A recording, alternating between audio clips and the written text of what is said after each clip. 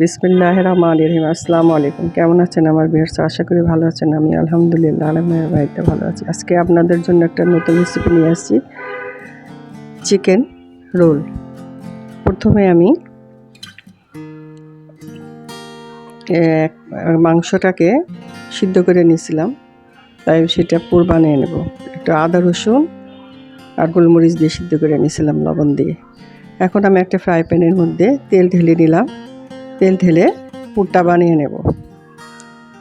পেঁয়াজ ছেড়ে দিলাম, তার মধ্যে কাঁচামরিচ, পেঁয়াজ, একটু গাজর কুচি, আপনার অন্য অন্য সবজিও দেওয়া যায়, যেমন পেঁপে কুচি, পাতাকপি কুচি। আমি শুধু গাজর কুচি দিছি আর পেঁয়াজ কাঁচামরিচ দিছি। তারপরে আমি সেই মাংসটাকে সিদ্ধ করে রাখছিলাম, সেটাকে আমি চিরল চিরল কেটে ছিঁড়ে নিছি। এটাকে একটু নরম হওয়া পর্যন্ত আমি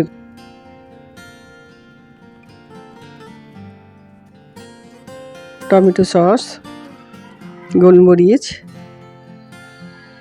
এগুলোও দিয়ে দেব। এই যে চিকেনটা চিরল চিরল করে ছিঁড়ে নিয়েছিলাম, সেগুলোও দিয়ে দিলাম। দিয়ে এখন আমি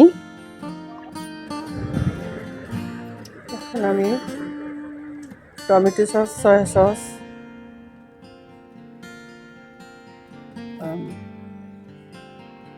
গোলমরিচের গুঁড়ো, তারপরে একটু গরম মশলা গুঁড়ো দিয়ে হালকা করে নরম করে নেব।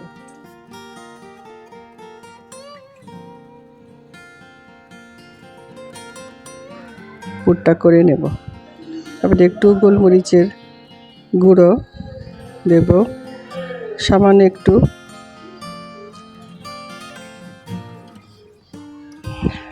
গরম মশলাও দিয়ে দেব।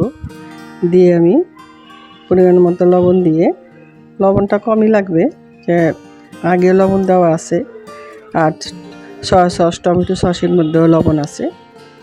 দিয়ে আমি পুরটা রেডি করে নেব।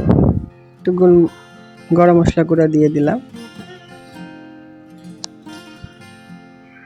দিয়ে আমি নেড়ে চেড়ে নরম হওয়া পর্যন্ত আমি পুরটা রেডি করে নেব। নাড়াচাড়া দিয়ে বানিয়ে নেব।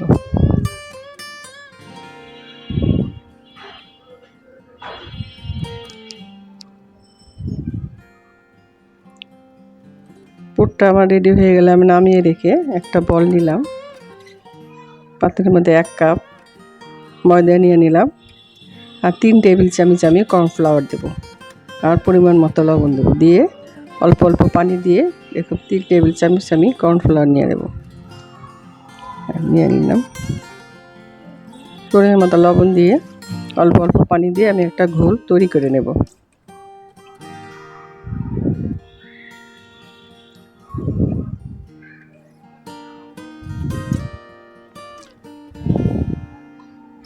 এই যে আমি সুন্দর করে এটা যেন পাতলা স্কিন, একটা পাতলা রুটি হয়। স্কিনটা যত পাতলা হবে আমার রোলটা তত মচমচা হবে। আর কর্নফ্লাওয়ার অবশ্যই দিবেন, কর্নফ্লাওয়ার দিলে রোলটা মচমচা হবে। কর্নফ্লাওয়ার আর ময়দা দুটোই দিতে হবে। এই যে এরকম ধরনের একটা ঘোল হবে, বেটার হবে আর কি।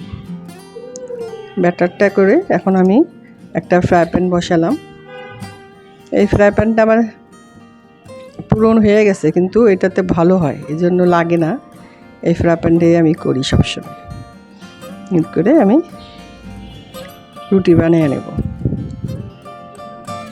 ঝোল ঢেলে দিয়ে আমি রুটি বানিয়ে নিতেছি।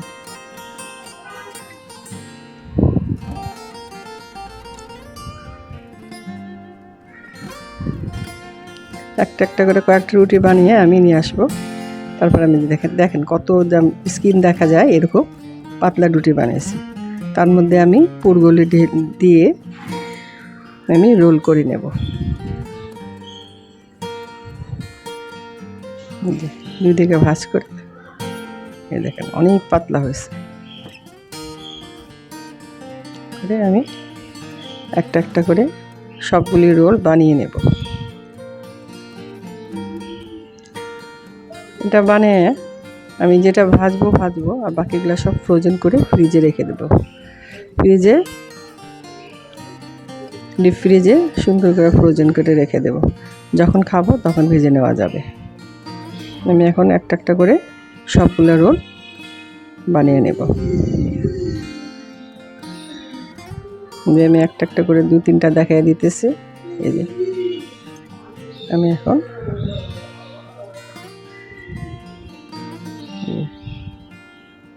যেটাতে মনে হয়েছে যে সবগুলো এরকম করে 2 ট্রে হয়েছে আমি বানিয়ে নিলাম। এখন আমি একটা ফ্রাই প্যানে তেল দিয়ে নিলাম, দিয়ে 5টা মতো ভাজলাম আর বাকিগুলো সব তুলে রেখে দিলাম। এটা 2-3 মাস, কয়েক মাস পর্যন্ত ফ্রোজেনভাবে থাকে। করে রেখে দিলে যখন গেস্ট আসে জেনে না খাইতে ইচ্ছা হয় বের করে ভেজে নেওয়া যায়। খুবই মচমচা, খুবই ভালো হয়। সুন্দর করে এপিট ওপিট করে সুন্দর করে আমি ভেজে নেব। আর একটু ভিতরে তেল ঢুকে না বা তেল চিপচিপ করে না, একদম শুকনা হয়ে থাকে আর খুবই ক্রিস্পি হয়, খুবই ক্রিস্পি। এভাবে করে বেটার বানিয়ে নিলে খুবই ক্রিস্পি হয়। এখন আমি পরিবেশন করে দেখাবো। আমার ভিডিওটা যদি আপনাদের ভালো লাগে প্লিজ লাইক, শেয়ার, কমেন্ট করে পাশে থাকুন। ধন্যবাদ।